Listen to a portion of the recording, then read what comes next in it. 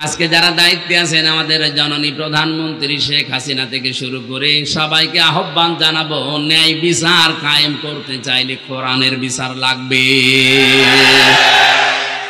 এটা যতদিন পর্যন্ত কায়েম না হবে শুধু মুখে বলে ন্যায় বিচার কায়েম সম্ভব না।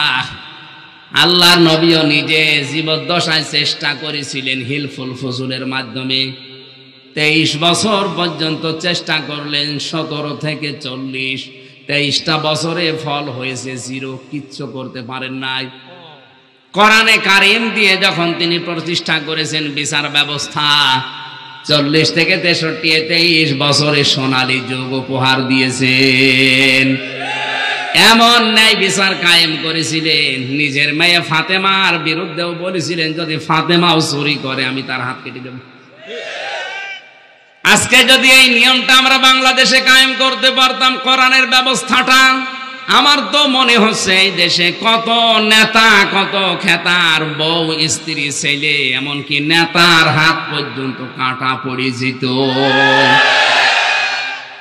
যারা চুরি করে টাকা পাচার করেছে ওদের হাত থাকার কথা, যারা বেগম পাড়া বানিয়েছে ওদের হাত থাকার কথা। তাহলে এই দেশে হাত থাকার কথা না কতজনের আপনি বলেন? এরা জীবনেও চাইবে যে কোরআনে কারিমে ওয়াস-সারিকু ওয়াস-সারিকাতু আয়াত সংসদে যাক। এরা তখন এই আয়াতকে বর্বর আয়াত বলে আইনটা বর্বর আইন। তুমি আল্লাহর চাইতে বড় দয়ালু হয়ে গেছো।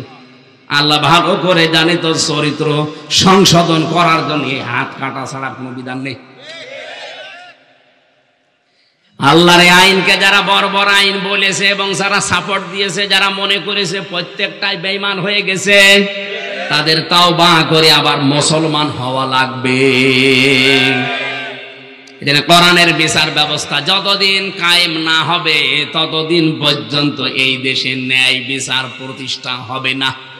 এটা রাজনৈতিক বক্তব্য না, এটাই কোরআনের এবং হাদিসের বক্তব্য।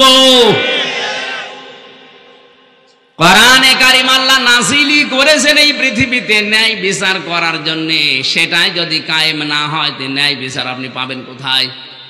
খলিফাতুল মুসলিমিন হযরত ওমর তার ছেলে মদ খাওয়ার অপরাধে তাকে দৌড়া মেরে দুনিয়া থেকে বিদায় করে দিয়েছিলেন। এইটাই ন্যায় বিচার।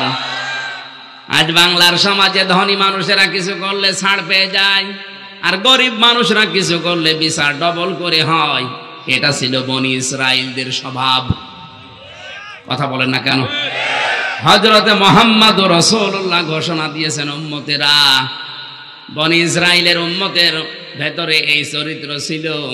ওরা ধনীরা কেউ যদি কিছু করতো ছেড়ে দিত, আর গরিব মানুষ যদি চুন থেকে পান খসত তার বিচার ডবল করে করত।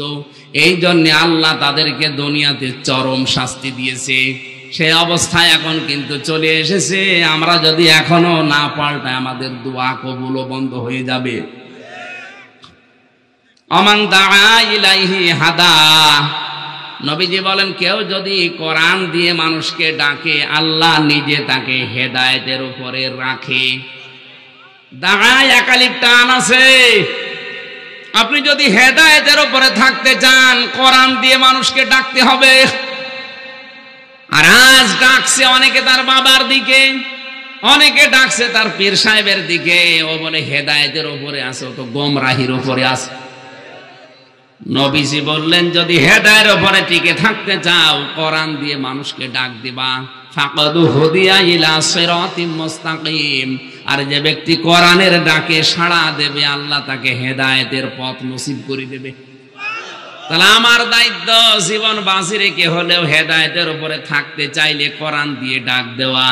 আর আপনি যদি সাড়া দিতে পারেন মহান আল্লাহ আপনাকে সিরাতে মুস্তাকিম নসিব করে দেবেন।